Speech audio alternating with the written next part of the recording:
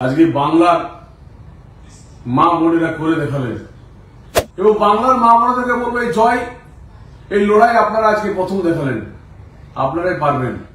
সময় আসছে যে বাংলার মা বোনেরা লক্ষ্মী ভান্ডার দ্বারা বিকৃত হয় না। রাজ্য পুলিশকে অনুরোধ, এই আর নোংরামি করবেন না, মা বোনেরা জেগে উঠেছে। আজকে যা আমরা পারিনি, যা সত্যি পশ্চিমবাংলার কোন রাজনৈতিক নেতা নেত্রী পারেনি। একবার দেখেছিলাম সিঙ্গুর আন্দোলনের সময়, নন্দীগ্রামের আন্দোলনের সময়, কিন্তু সে আন্দোলনের এই ঝাঁঝ দেখিনি। আজকে বাংলার মা বোনেরা করে দেখালেন। সত্যি আমাদের ঘরের যে মেয়ে আজকে ধর্ষিত হয়ে খুন হয়েছে, তা এখনো পর্যন্ত যারা করলো তার অ্যারেস্ট হলো না। সত্যি এটা অ্যারেস্ট করতেই হবে, দরকার হলে আরজি করে অধ্যক্ষকে অ্যারেস্ট করে জেরা করা হোক। এবং বাংলার মা বোনেদেরকে বলবো এই জয়, এই লড়াই আপনারা আজকে প্রথম দেখালেন, আপনারাই পারবেন। বাংলায় যেভাবে শাসন চলছে, বাংলায় যেভাবে নৈরাজ্য চলছে, বাংলায় যেভাবে মহিলাদের উপরে বারবার আক্রমণ হচ্ছে, এবং আজকেও উত্তরবঙ্গে একজন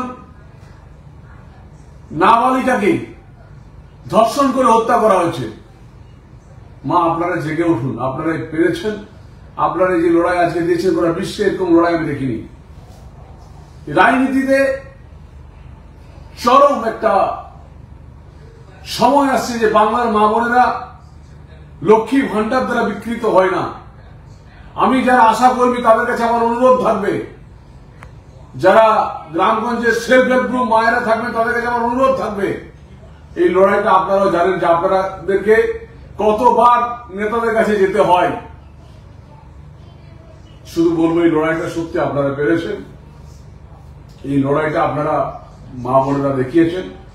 এই লড়াইটা আপনাদের স্বার্থে, মহিলাদের রক্ষার স্বার্থে, সাধারণ বাড়ির মা বোনেদের রক্ষার স্বার্থে এই লড়াইটা খুব দরকার ছিল। এবং এই লড়াইটা যাতে, আমি জানি কোন রাজনীতির দ্বারা কি হবে না হবে জানি না, সিবিআই কতটা করতে পারবে না পারবে আমি জানি না, কিন্তু সত্যি যদি লড়াইটা থাকে, সিবিআই একদিন অ্যারেস্ট করতে বাধ্য হবে, রাজ্য সরকারের পিছু হাঁটতে বাধ্য হবে।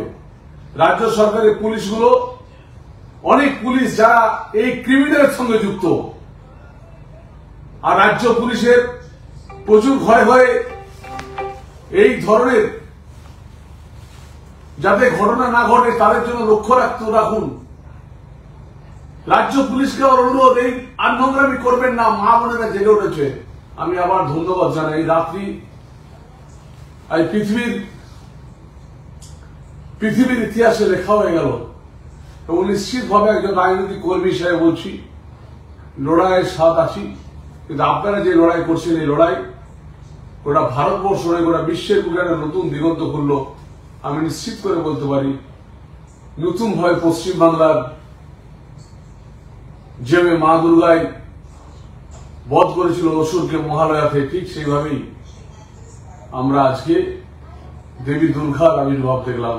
একটা বোনকে হারিয়েছি, যাতে আর কোনো পশ্চিমবঙ্গে কোনো বোনকে এইভাবে ধর্ষিত না হতে হয়, কোনো বোনকে যাতে হত্যা না করা হয়, সেই লড়াই আপনারা দেন। আজকে আমরা সত্যি দর্শক।